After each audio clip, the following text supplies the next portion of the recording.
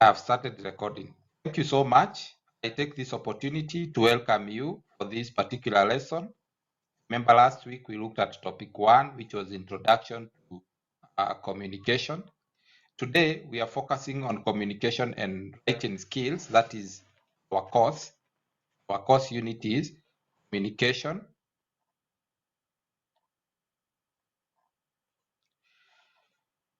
Our course is communication and writing skills, but this course has various what we call topics, and topic 2 today we are focusing on oral communication.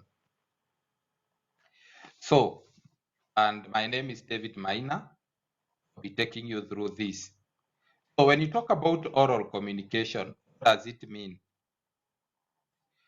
Oral communication is simply communication through word of mouth. Communication through word of mouth is what is referred to as oral communication. And oral communication, it also means verbal communication. Verbal communication or communicating using word of mouth is what is referred to as oral communication. Now, we talk about oral communication. This is the primary form of human communication, and it is the one that distinguishes us from animals. So human beings are human beings, animals are animals. Human beings can talk, human beings can speak, animals cannot speak. What animals does is that they produce sound, communicate something.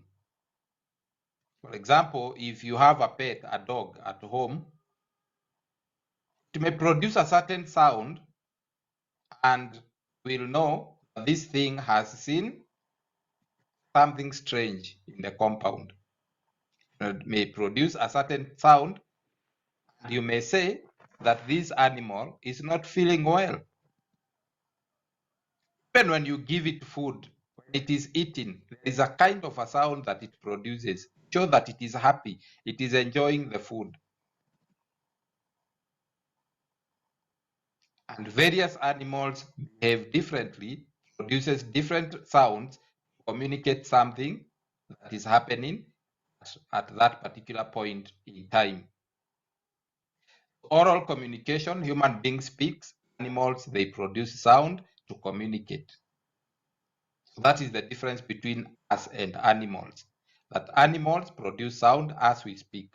We use verbal communication or oral communication or word of mouth to communicate.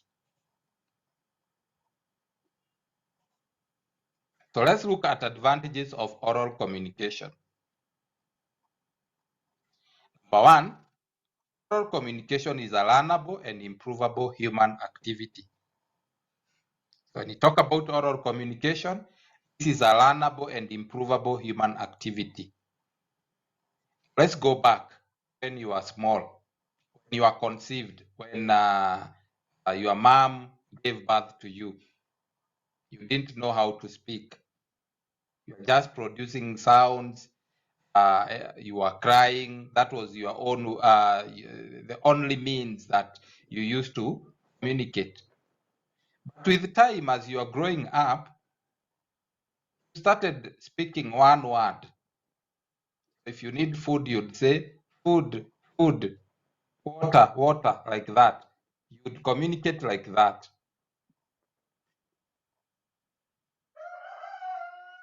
Now, what am I saying? As you grew up, you started now speaking two words, water, drink, meaning you want to drink water. And you continued like that, until right now you can speak something that we can understand.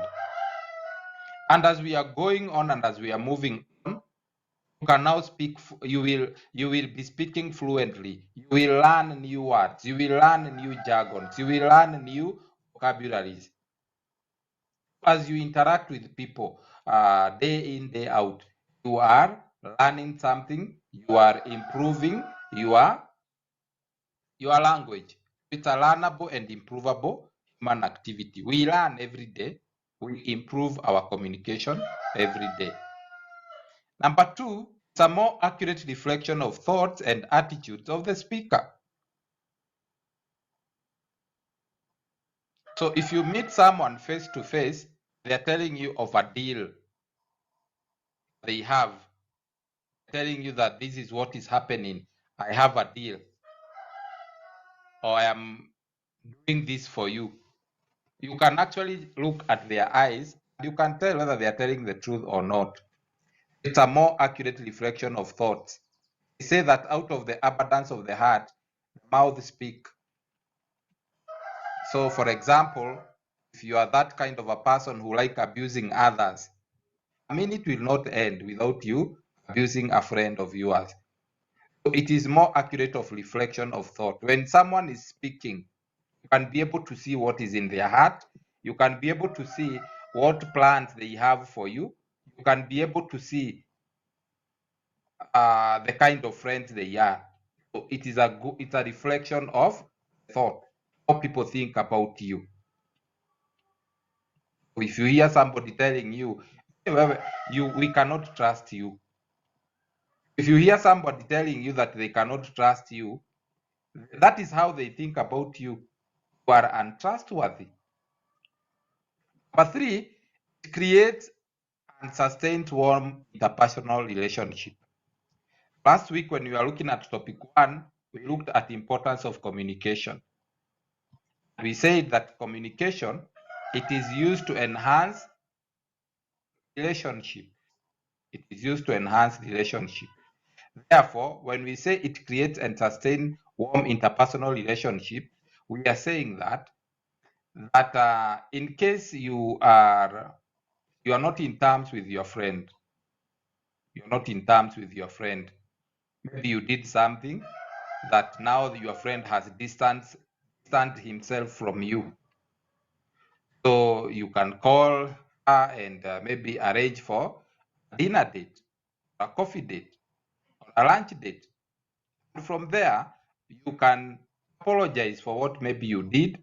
She or he can apologize to you for what they did, so that you can be able to sustain that good relationship that you had that was there before. Next point, it combines sight and sound. Therefore, it enables participants to benefit from both verbal and nonverbal stimulus. It goes without saying that when you're talking to someone, you can be able to see them and you can be able to hear them. And therefore, you can be able to benefit from both verbal and nonverbal stimulus. For example, when you talk about, if I want to know that you're a trustworthy person, if I want to know that you are telling me the truth, it's good to maintain eye contact. Because when you maintain eye contact, from the facial expression, from the way this person is behaving, we can be able to see that this person is telling the truth. Nowadays, the police have advanced in a way. Now they have a machine that can detect whether you are lying or whether you are telling the truth. So in other words, we are saying combine sight and sound, and we can be able to tell. If somebody is selling a piece of land to you, you can be able to tell whether he's a con man or a con woman. Nowadays, they are called artists, con artists. Number 5, it allows for instantaneous exchange of ideas, information, opinions, feelings, and attitude. As you talk to someone, they are responding to you instantly, you are responding to them instantly. So now, oral communication or verbal communication or communication using the word of mouth, it allows for instantaneous exchange of ideas, instantaneous exchange of information, instantaneous exchange of opinions, feelings, and attitude. Number 6, it enables participants to seek immediate clarification whenever in doubt of the meaning being negotiated. Suppose you work in an insurance company and you have gone to sell, we call them what? You have gone to sell premiums. Is it policies? You have gone to sell a loan, you work in a bank. One thing that you must be very careful when these people come to you, listen to them carefully. Listen to them carefully, because what they do is they tell you the benefit of you taking the loan. They tell you the benefit of you buying an insurance cover. And then they minimize negativities or the disadvantages. And sometimes we are very happy. We want to sign that loan. We want to sign the loan so that we can receive the money that we have applied for. So if you have applied for 3.5 million, you want to sign that form. You want everything to move fast so that by tomorrow morning or latest today evening, you can have the loan with you. Very careful. Listen to these people carefully and also seek immediate clarification. Never in doubt. Tell them, you have told me the benefit of me taking this insurance cover. What are the negatives? What are the disadvantages? Don't be in a hurry to do something. So with oral communication, it will help you to clarify issues whenever you are in doubt. Or if you have not understood, you can say, can you explain it later? Can you explain it clearly? I have not understood. Number 7, it improves for instantaneous feedback. It provides for instantaneous feedback by making it possible for participants to assess success, the failure of their communication effort, and so decide whether or not to modify their needs for communication interaction. So with communication, you can be able to tell that the meeting was successful. You are able to tell that the contract was successful. You are able to tell that I have understood what was being taught. So when you talk about oral communication, it provides that instantaneous feedback. The feedback is instant. For example, if you ask me a question right now, because what I'm using is oral communication, I'll be able to provide feedback immediately to you. It makes it possible for you as a participant to know whether it was successful or whether it was not successful. Today's class was successful. Today's class was not successful. Why was it not successful? I could not hear clearly what the teacher was teaching. Why was it successful? Because I could hear clearly, I could understand, the teacher was giving examples, and so on and so forth. So then, move to the next thing. The next thing we look at is the disadvantages of oral communication. Whatever thing that has got an advantage, it also has got what we call disadvantages. Bread is very sweet, especially when you smear butter or peanut butter or margarine. But eating bread has also consequences. It has got negativities.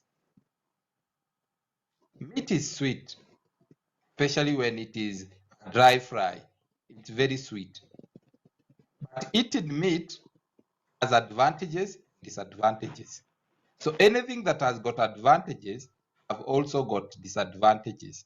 So disadvantages of oral communication. Number 1, it lacks permanence. It lacks permanence. It means that you cannot say, this is what we agreed. For example, if you are going to buy a piece of land from your close friend, a relative, for example, it is 1 acre. The relative is selling to you at 10 million shillings.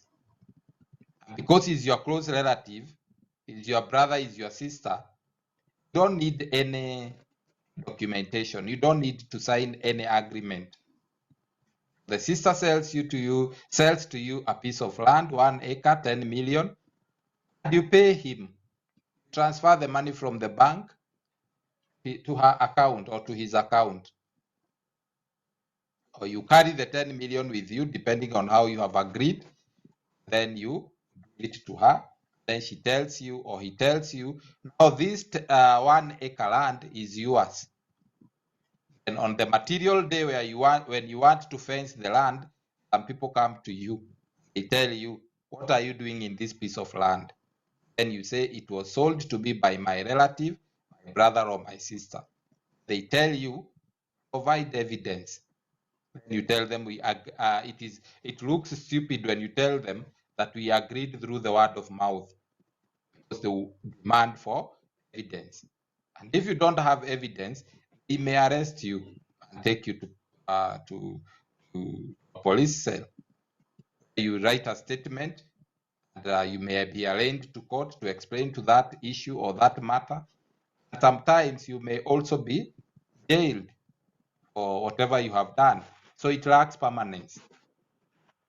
That's why when you are dealing with an issue that relates to contract, buying and selling of properties, there must be evidence. Number two, it does not allow participants' thought to crystallize, and therefore it results in precise communication and even outright errors, which could be avoided in written communication.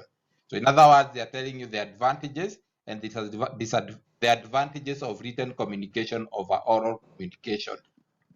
That, for example, assume, for example, I've gone for a dinner date. Somebody has told you, I want to buy you a dinner. I want us to enjoy ourselves. I want us to meet somewhere so that we can know each other very well, so that we can discuss this business, so that we can sign this deal. So you are invited for a dinner date or a lunch date. And as you are talking, of course, there are so many things that happens. You take tea, you eat, you enjoy yourselves, share ideas, and so on and so forth. But after the dinner date, you go home. And as you are sleeping, as you are thinking about reflecting on what you talked about, something comes to you. Maybe, for example, you are thinking, you're very happy about maybe the deal that you're about to sign. But then something comes to your mind, and you are asking yourself, when this person was looking at me, this person was, maybe, for example, this person was not looking at me face to face. This person, when I was asking him this question, he was running away from it. Does it mean that this deal that you are about to sign is not a good deal? So you are trying to reflect. You are trying now to think about the whole situation when you are alone. And that way, your mind are crystallizing. Your mind have already crystallized. Like, for example, when someone tells you, I am selling a car at 500,000, may tell that person, let me think about it. So thinking about it is to allowing your thoughts to crystallize so that you can respond. Tell him, I don't need another car, or I'll buy it next week, something like that. So when you are talking orally, you may not be able to do what? You may not be able to ask questions, because whatever you are learning right now, thoughts have not crystallized yet. You may have a question maybe after 2 days. You may tell me, Mwalimu, you said this and this and this. Does it mean ABCD? And I will ask you, why are you asking me now that you did not ask me when we had a class? You will tell me, I was thinking about it. I have been thinking about it. So the next point is, there is a possibility of distortion of meaning. Yes. Oral communication, there is a possibility of distortion of meaning. Very good example is, you remember when there was a crisis, maize crisis in Kenya. Then there is this politician, I don't want to mention his name, who said that we are going to import maize from Mexico. And after a certain period of time, another politician stood and said, we do not need to import maize from Mexico. Kenya has a lot of maize. The other politician who said that we are going to import maize from Mexico stood in public and said, I did not say that we are going to import maize from Mexico. I said maize eco. Maize eco meaning there is maize in Kenya. So you see, that person already distorted the meaning. It was the media. The media captured that very well. This person saying that we are going to import maize from Mexico. The other politician said that there is enough maize in Kenya, or there was enough maize in Kenya. The politician who said we are going to import maize from Mexico reiterated and said, I did not say that. I said that maize eco, meaning there is maize in Kenya. So we don't need to import maize from Mexico. So there is a possibility of distortion of meaning. Number 4, it can easily be denied. Somebody can say, I did not say that. Who said that? Then you're trying to say, remember the time that we were taking dinner. That time you told us that you will buy us dinner. It is now your turn to buy us dinner. You say, I can't remember. I can't remember. That one, I can't remember. It's not me who said it. Sorry for that. Let me reshare the screen again. So we have said it can easily be denied. I've said that it can be easily be denied. And when you talk about it easily be denied, we are saying that people can easily deny what they said. We have given an example of a politician who was saying about maize, or somebody can actually say that I did not say it. Someone can say I did not say it. For example, maybe you're having a dinner, and then people are very happy, and one of you decides and says, next time we are meeting, I'll be the one buying dinner for everyone. Then when you meet for the second time, you tell the person to buy dinner and he says, I am not going to buy because I don't have money. And you remind them of what they said. For example, these people may deny and say, no, I did not say that, because verbal communication can easily be denied, and it has little weight as a contractual evidence. Little weight as a contractual evidence simply means that oral communication, as far as you can have contract with word of mouth, oral communication is not a good way of signing contract, or having a contract or an agreement, because people can easily deny it. For example, if you're buying a piece of land based on trust, you're not having an agreement or a signed contract. This person may say, I did not sell you that land. And if I did, show me the evidence. That land does not belong to you. And that's how you will lose your money. So it can easily be denied, and it has little weight or as contractual evidence. I want you to look at that particular picture, because today we are moving to another thing called verbal messages and misunderstandings. So if you look at that particular picture, you can see these two guys. One sees this number as number 6, while the other on the other side this as number 9. So maybe they are arguing, this is number 6. The other one is telling him, no, this is not number 6, this is number 9. But all of them are right. All of them are right, depending on how you view things. So misunderstandings are a fact of life. So misunderstanding is something that happens to us. It is a fact of life. It is normal to misunderstand me. It is also normal for you to misunderstand me. So the process of encoding, remember last week we looked at the process of communication and we looked at encoding. Encoding is also an element of communication. Decoding is also an element of communication. We said that encoding is a process whereby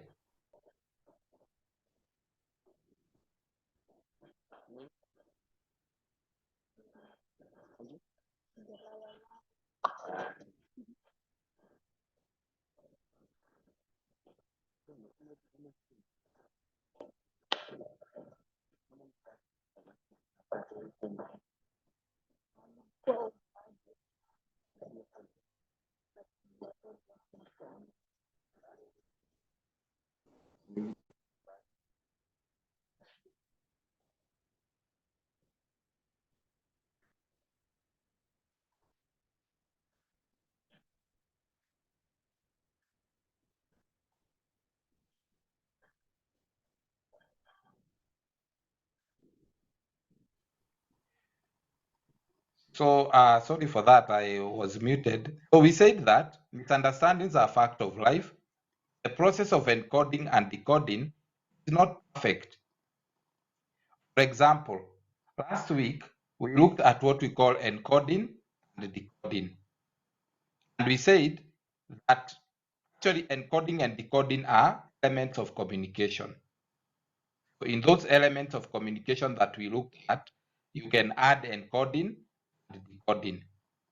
So when you talk about encoding, encoding is usually on the part of the sender.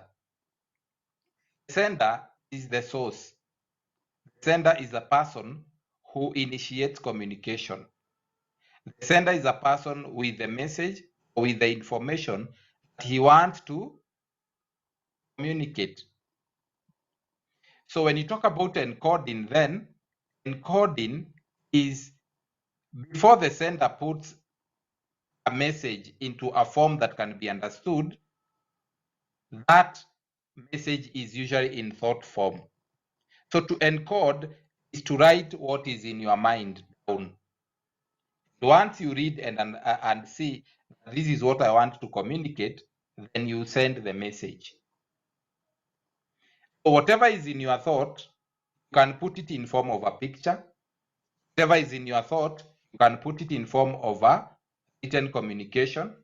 Whatever is in your thought, you can put it in form of nonverbal. For example, when you throw your hands in the air. Before you did that, or before you walked in protest in a class and banged the door, you had that thing came in your mind.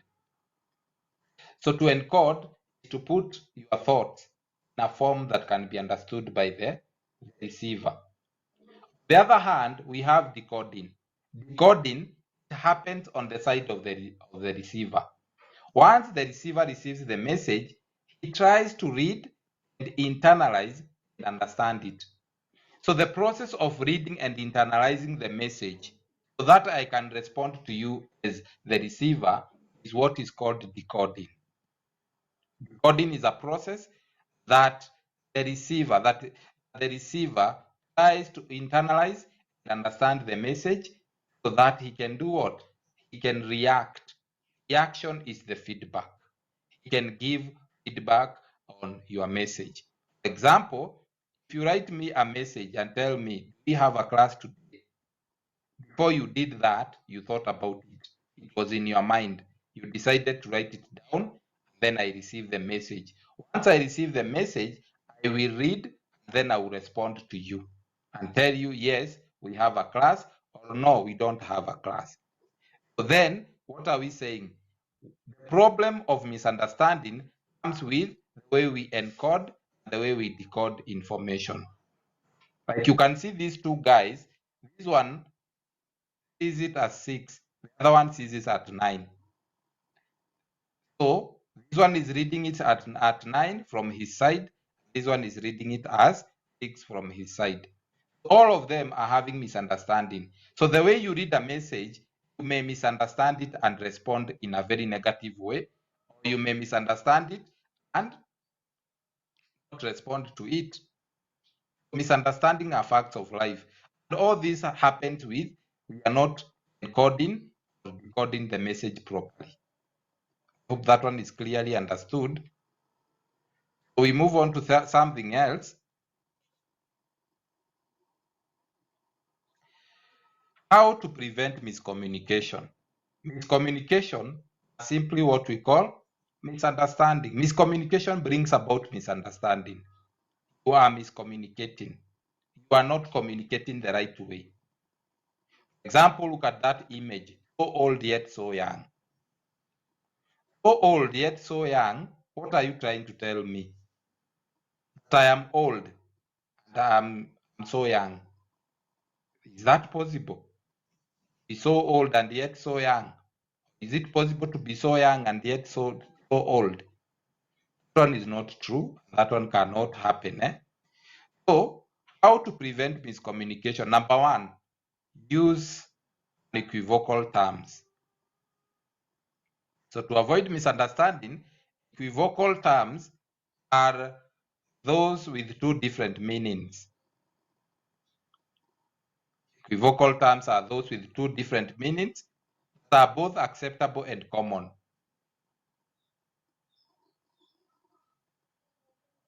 For example, if someone tells you that I'll buy you coffee on Wednesday, that's an equivocal term. You should ask them which Wednesday, which month, which date, what time. When, for example, your boss tells you, I need this work soon, it's an equivocal term. The word soon is an equivocal term. How soon do you want the work? After 5 minutes, after 10 minutes, after 1 week, after 1 month, or after 1 year? Those are unequivocal terms. And we are fond of using them. Somebody you owe some money asks you, when will you pay me my money back? When will you pay my money back? Then you tell them, I will pay you next week. Next week. And we are on Monday, today is on Monday. So you need to tell them next week on Tuesday at 1, I will do something. So don't use unequivocal terms because they bring about miscommunication. Move on. How to prevent miscommunication. Number one. Number two, use lower level abstraction. When clarity is necessary, any object or idea can be described at various levels. They can be described at various levels. Some very general,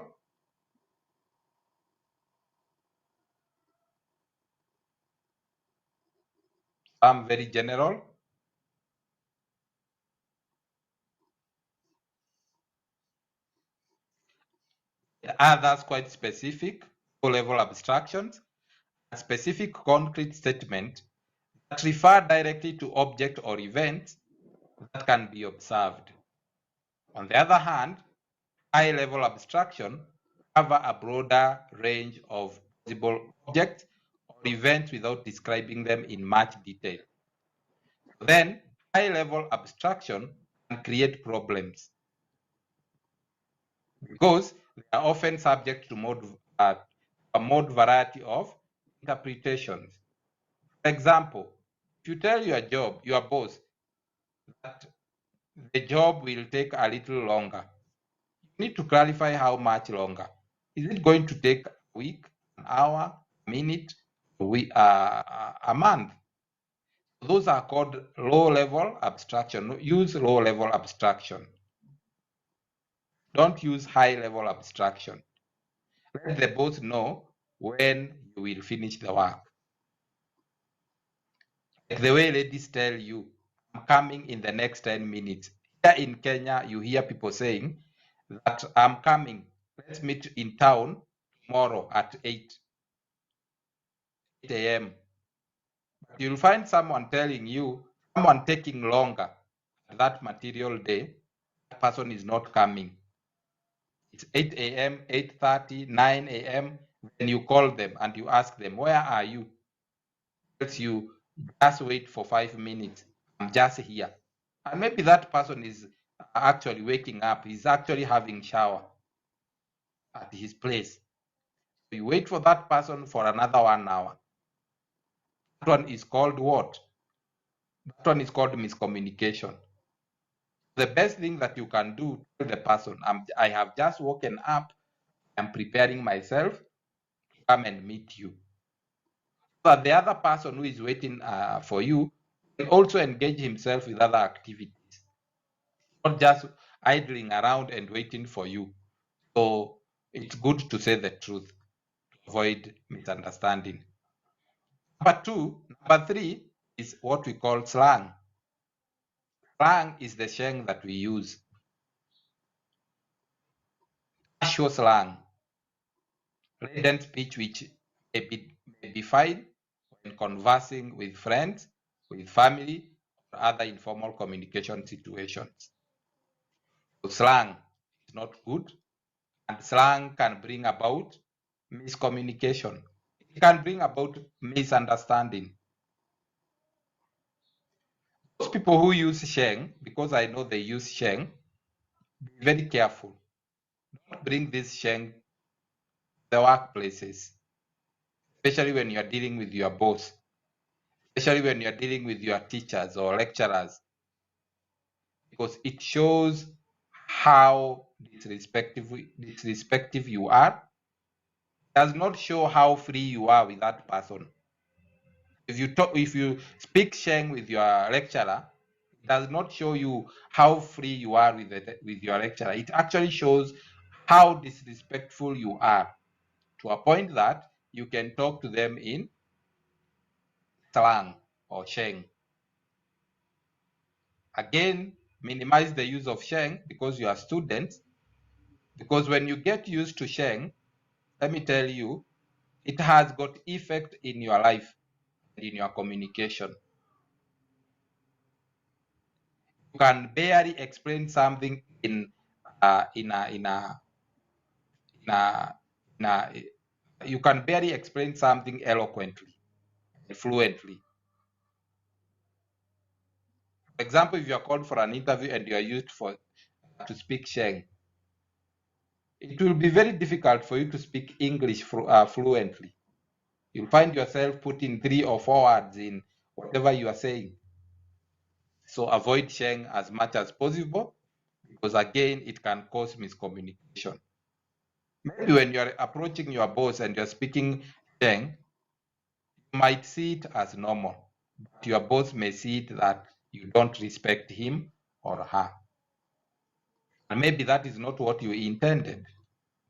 Maybe you are trying to show how free or how free you are with your boss, when, of course, by using sheng. So avoid sheng as much as possible, especially when you're talking to, as far as you're talking to your family, your friends, that one is okay. Don't take it to offices. How do we prevent miscommunication? How do we prevent miscommunication? Again, use jargons judiciously. Judiciously means what?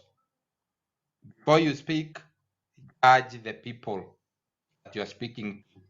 Now, when you talk about jargons are words, are technical words. You can call them difficult words. These difficult words, you can find them in many professions. Like the doctors, they have their own jargons. Doctors have got their own jargons. The engineers, they have their own jargons. The media personnel, they have their own jargons. The IT specialists, they have their own jargons. People who are working in hotel industries, they have their own jargons. People who are working in business industries, they have their own jargons. So whenever you are using a jargon, you need to know whether the person you are using the jargons on are people that understand you very well. For example, in business, I've been reading newspapers, and there is this particular jargon that most of the people may not understand. It's called caveat emptor. Caveat emptor simply means, is a word in business. It simply means buyer be aware. So whatever property you are buying, be aware you may be conned.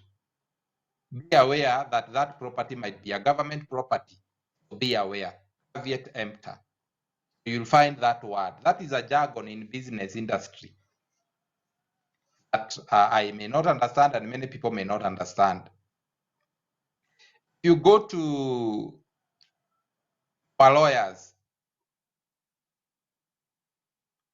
they have their own jargons. For example, there is a word that I heard when we had election petitions. Not caveat emptor, but amicus curiae. And I came to learn later that it means a friend of the court. If you are doing media, there is also what we call a jargon. There are so many. For example, we'll hear someone telling a journalist telling the other journalist, give me a CU shot. CU shot means what? Close-up shot. So on and so forth. Like, for example, when you look at these people in this particular image, one is saying, do we have bandwidth? Personally, I don't understand what he's saying. He's asking, do we have the bandwidth? I can guess he's asking, do we have time to speak? We have more time to speak. That's what I think.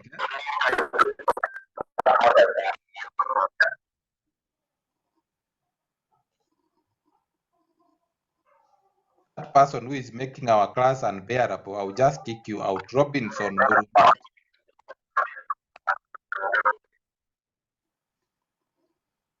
Non-verbal communication.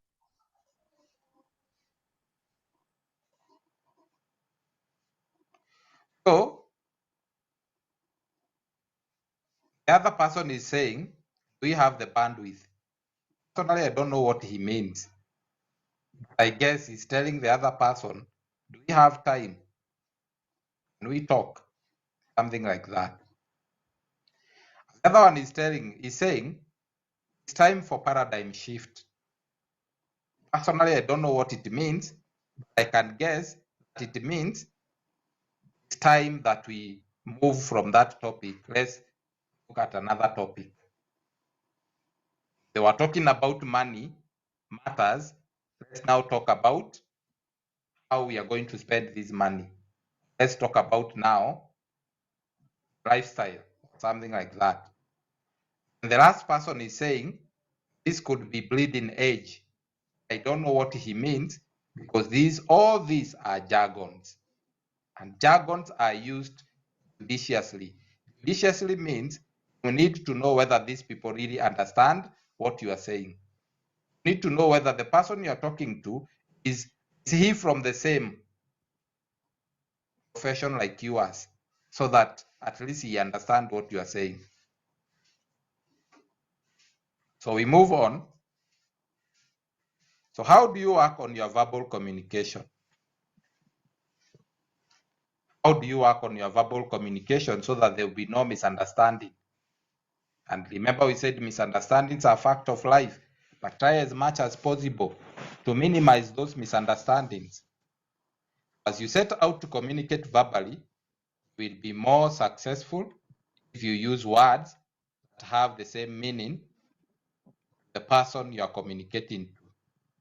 For you to improve your verbal communication, you will need to consider the following.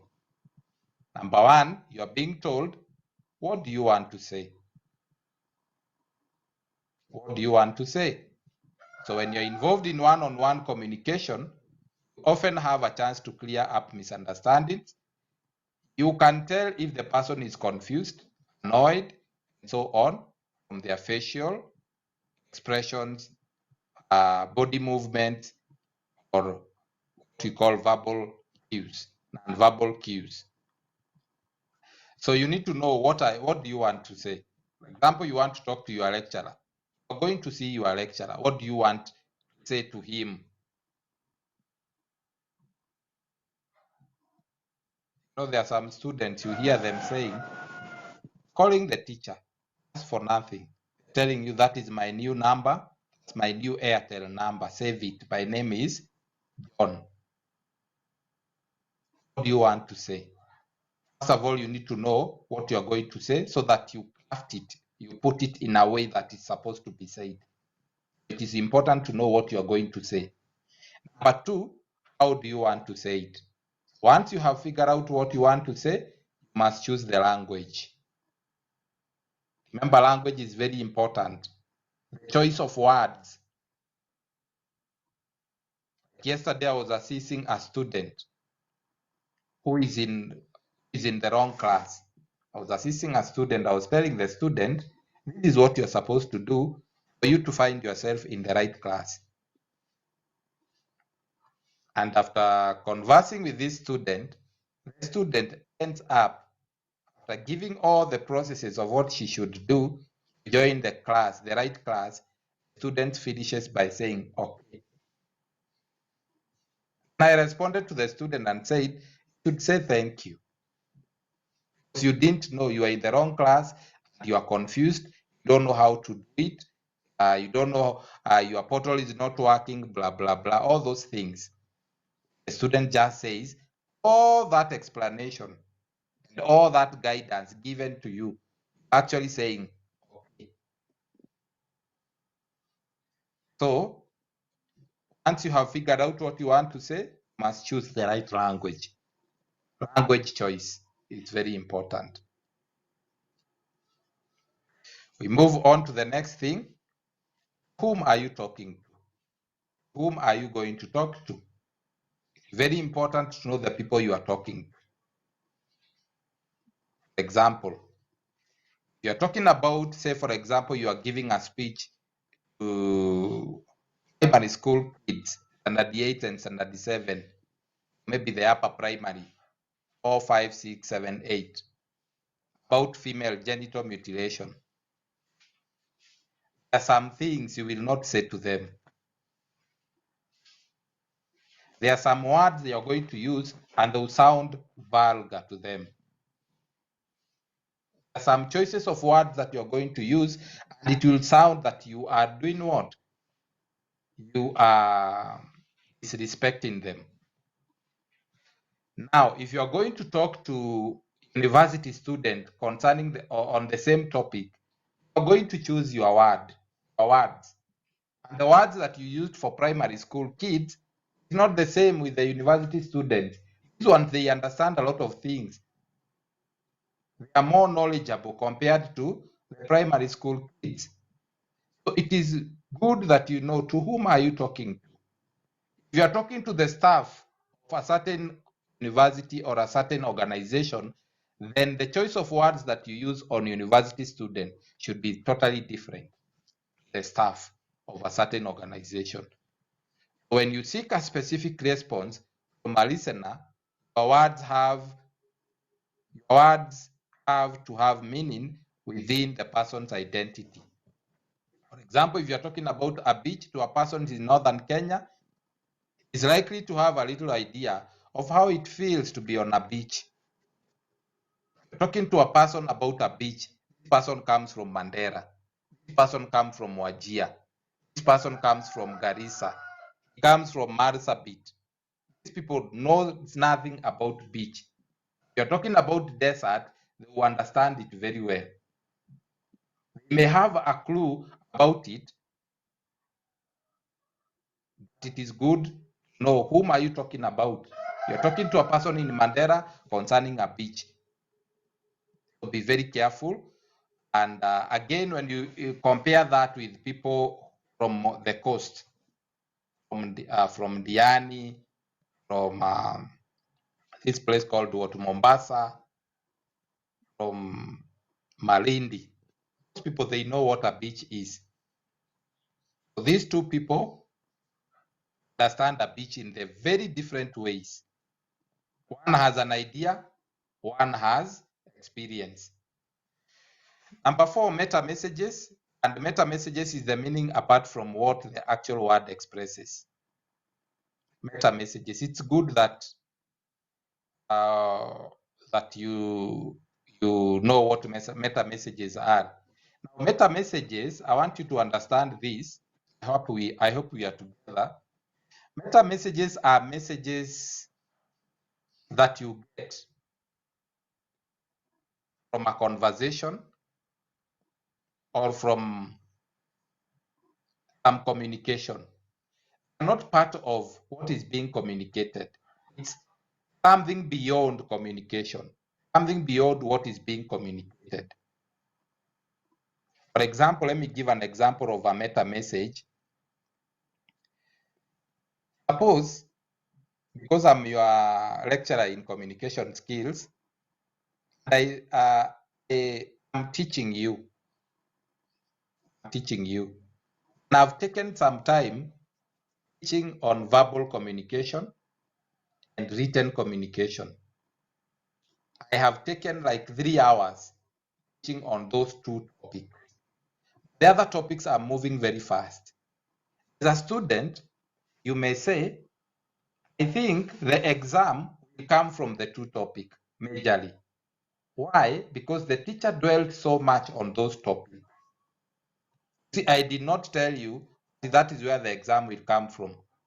From your own analysis, from your own observation, you can actually say that the exam will come from the 2 topics based on how much time was taken by the lecturer in explaining and in teaching a particular 2 topics. That one is called meta message. It's another communication that you get apart from the main communication that is being passed across. For example, we have a very good example here. At a meeting of branch managers countrywide held in Mombasa, there was a meeting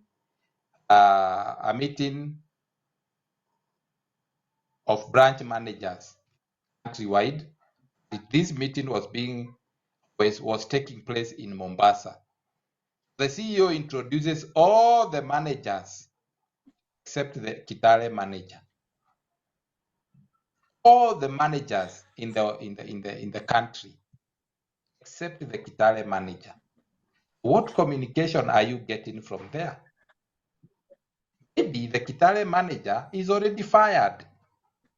Even though he may be in the meeting, he's already fired.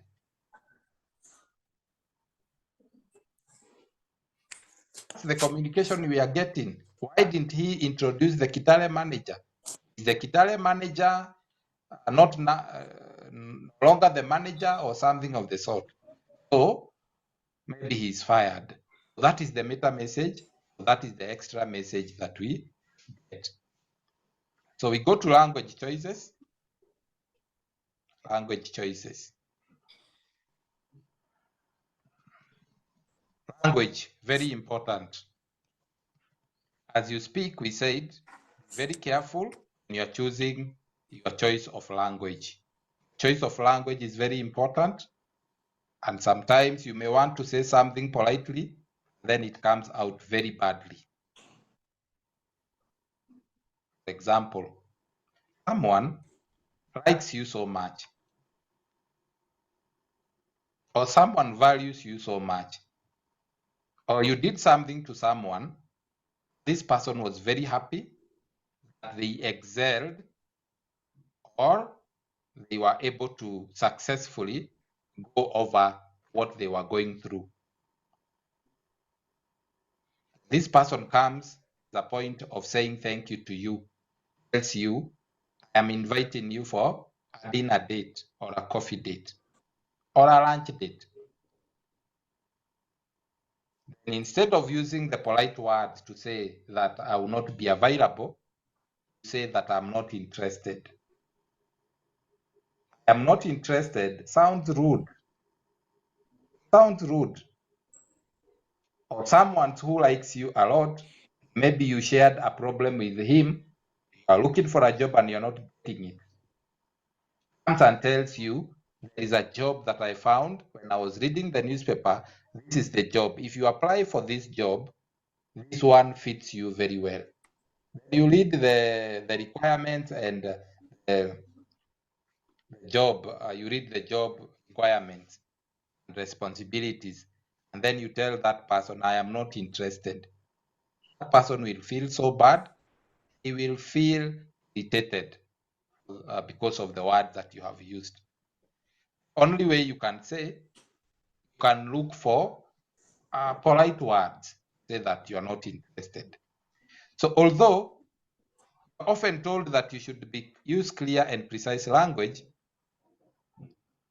might not know how to go about it, since it is impossible to lay down strict rules that govern the choice of language for all occasions and all circumstances. So the discussions here is limited to 4 important aspects of language choice. Number 1, clarity. Sometimes our meaning is unclear because of our sentence structure, because our sentence structure is faulty. We might be able to pass messages even if the clarity of the issue is unclear, but some communication instances demand for clarity more than others. If you are communicating to someone, be very clear. Be very clear. Don't use jargons. Don't use difficult words. Words that people cannot understand. The main aim why we communicate is to create a common understanding. So if you use difficult words on someone, that person may not do what you are telling them to do. They may do that what you are telling them to do, but in a different way.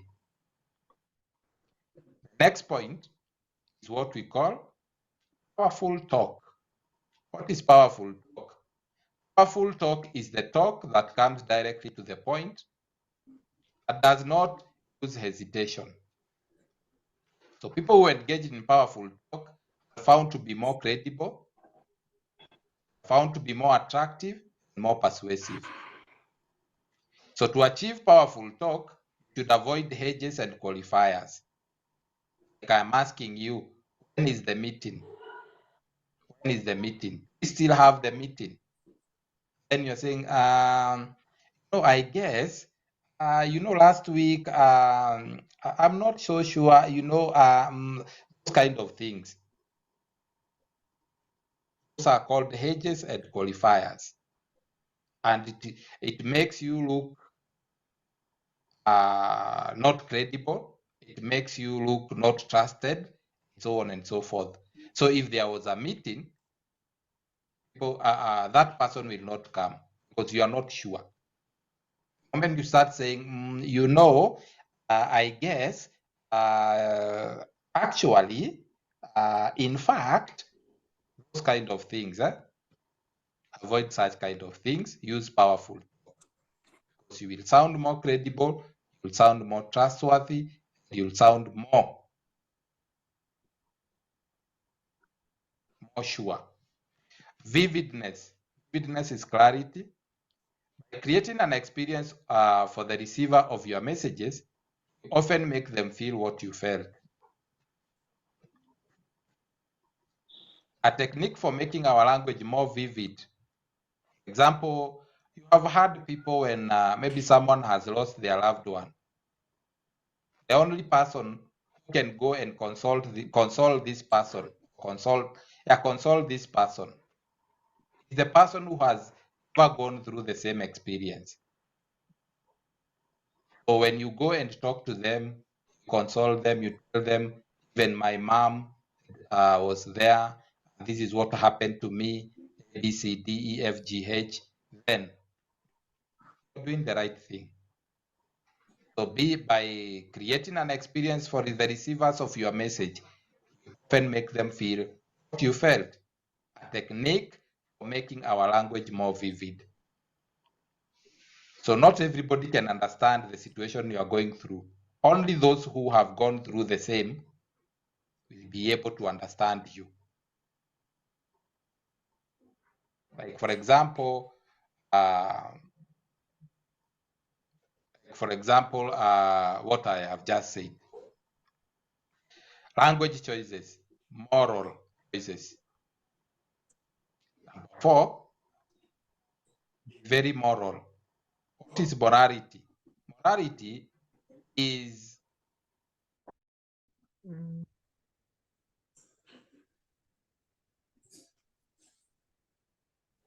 we are saying that morality is being in a position to do what? Being in a position determined between right and wrong. That is what is called morality.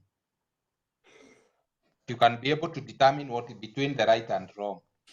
What are some of the moral choices? We can cause considerable damage to others by choosing the wrong words. Language choices can also influence people's perception of themselves. Avoid insulting words that can reduce an individual to a mere trait. Like for example, when you call someone fat, I don't like Jane. Jane is very fat. I don't like Christine. Christine has got fat legs. That one is very wrong. That one shows disrespect to that person. When you start telling women, look at that pig, and you are referring to a lady, even to a man, because we also have men who are very fat, who are very tough. Let me not use the word fat, tough, very tough. You say, hey, look at that pig. Hey, look at it. Look at how it is eating. Hey, 3 hamburger at once. 3 hot dogs at once. This is a pig. This is a real pig. Don't use such words on people. Another word that you should not use on people is dogs or dog. Like we use women. Women, if you can listen to them, especially here in Kenya, you hear them saying men are dogs. No, a dog is a very dirty animal. When you call men dogs, you are actually insulting them. When men call other people's pig or fat, you're insulting them. So be very careful. Be very careful, choose the right word. Damn. And when you call someone a dog or a pig, that person, maybe you are friends, that friendship will now start coming to an end, or it may come to an end instantly because of how you disrespect them. That is how you see them. Example, if you come to me and you tell me that men are dogs, of course I'm a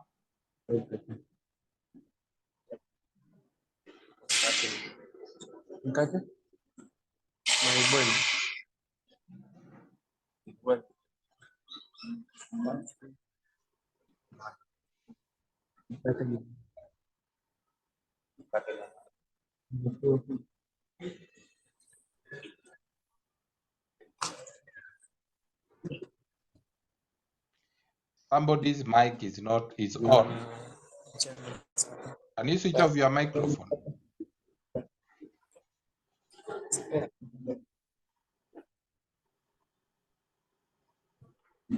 Somebody's microphone is on. Let me look for him.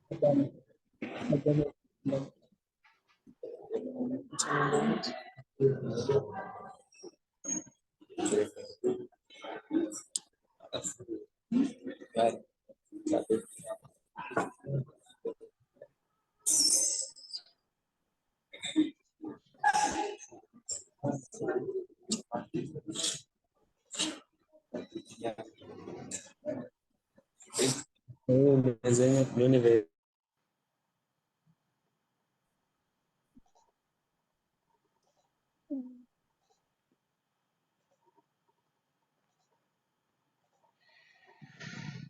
let's continue. We are saying that be very careful of the words that you use because it may bring about what we call a very negative relationship, or it may bring your relationship to an end, just like that.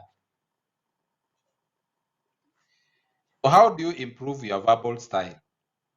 Now that you have looked at all those things, how do you improve your verbal style? Number one, how do you improve your verbal style? Number one, we are saying that increase your vocabulary. So when you hear a new word, for example, try to understand it in its context. When you hear a new word, try to understand it in its environment. For example,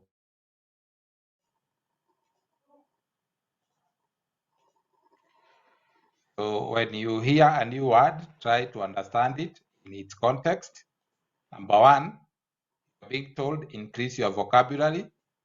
Increasing your vocabulary means what? When you hear a new word, try to understand it in its context. For example, the word hustler. The word hustler has been used by Kenyans a lot, and it tries to mean what? A person who wakes up very early to go and make ends meet. The same word, if used in various contexts, may mean a swindler. It may also mean a prostitute. It may also mean somebody, travel girl. Travel girl is not a good thing. So it's good to understand words in their new context or in their context. As you listen to politicians or advertisers speak, you can pick up new words that will help build your vocabulary. And when you increase your vocabulary, you increase your chance of getting your intended message across to your listener. The more words you have at your command, the more precise you will be. Number two, adapting your oral language. Adapting your oral language as you talk to people, it becomes you become conscious of them. As you're speaking to people, become conscious of them as particular individual for whom you need to adapt your message. If you're talking to children, become conscious of children. People, when they're talking to grown-up, their children are there.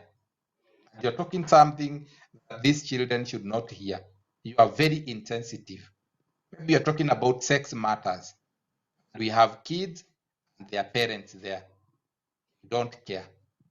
You need to be very cautious of those children, and you can look for an engagement. You can engage them into some activities, and actually they should not be there with their parents while you are giving advising parents maybe on matters of sexual and sexuality. The language environment in which your conversation is taking place. Make adjustments that are saying this will increase your sensitivity to other people. If you are talking to people who are disabled, talk to them in a passionate manner. Show them love. Show them that they are important. Don't show them that they are useless. Show them that they can do much and greater things, even beyond those that even beyond others. That is the normal people. Breaking bad habits is our number 3. So although someone may tell you that you are making language mistakes, such as poor grammar, you will probably find it hard to correct yourselves because you are accustomed to talking that way. People who are accustomed of talking and using actually speaking, and they don't care about their grammar. If you are also in an environment where mistakes are constantly being made, it's even more difficult. The only way to correct such mistakes is to have someone constantly pointing at them. For example, our children. In most homes nowadays, you find that the children are speaking English. And as they speak English, this language, they make mistakes. Example, they will be referring to a girl, they are saying she, he. To be referring to a boy, they are saying she. Those are constant mistakes that are made. In other words, you are supposed to constantly point out those mistakes so that you will not make them from that time henceforth.